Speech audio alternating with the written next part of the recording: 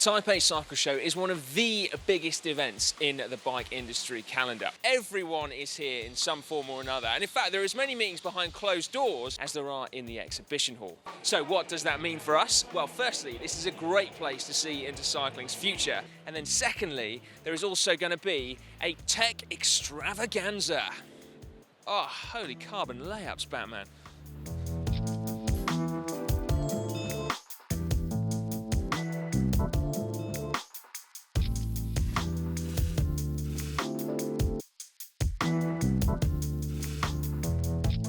FSA have been bringing loads of stuff out recently.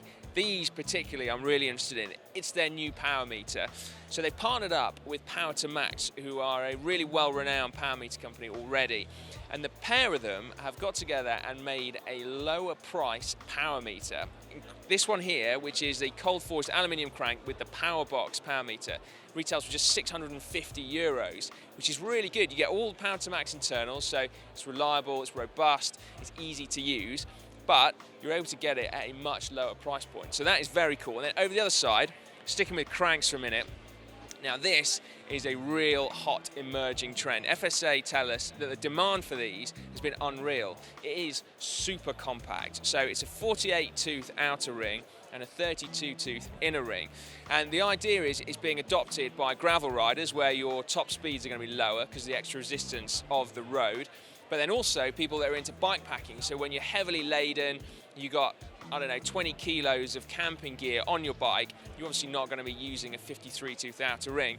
And so there you go, 48-32, but actually it looks, that top of the line K-Force one looks absolutely amazing. Look closely, it's not just the new Dura-Ace crankset, it's the new Shimano power meter. Oh yeah, not on the market just yet. We've got more on it on GCN very soon. Stay tuned.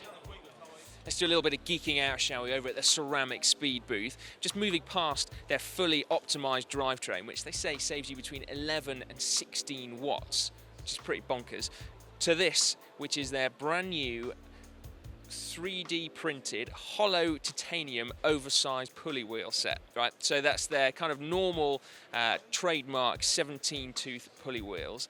But these bad boys have been 3D printed in titanium, and that means if you look at a cross section, all those little arms on it are hollow. They're absolutely tiny and they're completely hollow, making it lighter than the aluminium version, quite significantly as well. That is a work of art, isn't it? If your name is Keith, this could be the bike brand for you.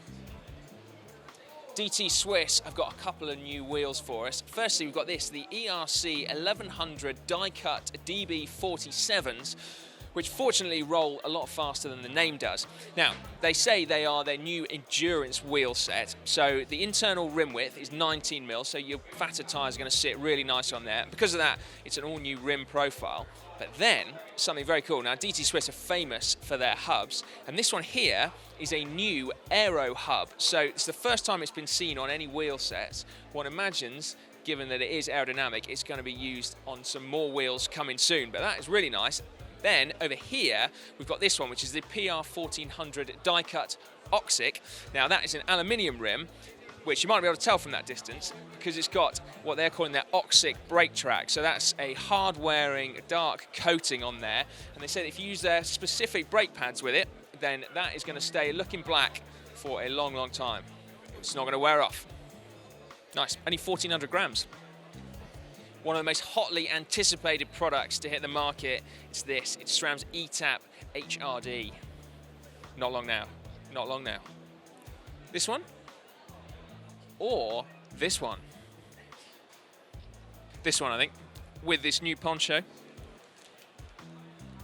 TRP have just won an award for these little beauties. It's called the TT Hydro, and it is, we think, the first ever hydraulic disc brake for TT and triathlon bikes. So if you have a closer look, the caliper is from the well-established Hilex road hydraulic disc brakes. So the all-new bit is this lever here. And so obviously on a TT or triathlon bike, it'll be on the extensions on the base bar. And instead of taping your bar and then having a brake lever that plugs in the end, they've actually built the hydraulics into like a kind of mountain bike style grip. So the whole thing bolts on, and that's allowed them to get this really ergonomic shape and still keep all the hydraulic cylinders in there and so forth. And then the other cool little bit, so we're told, is these actual side bits with the bolts on. So very soon you'll be able to unscrew that and then bolt on little buttons that will work with either Di2 or SRAM ETAP, which is pretty nice. I think you'll agree. These are going to be hitting the shelves 6 weeks or so, they say. Taipei are launching a new pump here at Taipei. It's called the Twin Turbo, which sounds like exactly the kind of pump that you'd really want. And it's actually really clever, right? So in here are 2 cylinders. When you pull the pump up, it draws air from the big cylinder and then compresses it into a smaller cylinder.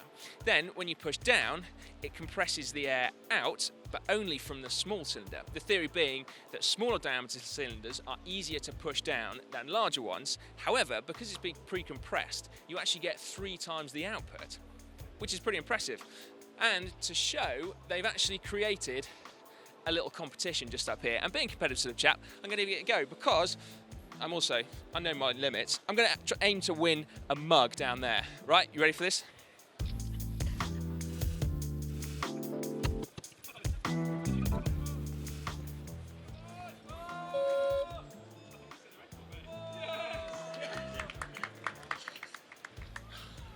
There we go. That's a big tyre at 120 psi. Well, that is the end of day 1 here at Taipei. It has been a pretty long day marching the aisles and searching out the best tech. So if you don't mind me, I'm actually just going to call it a day now.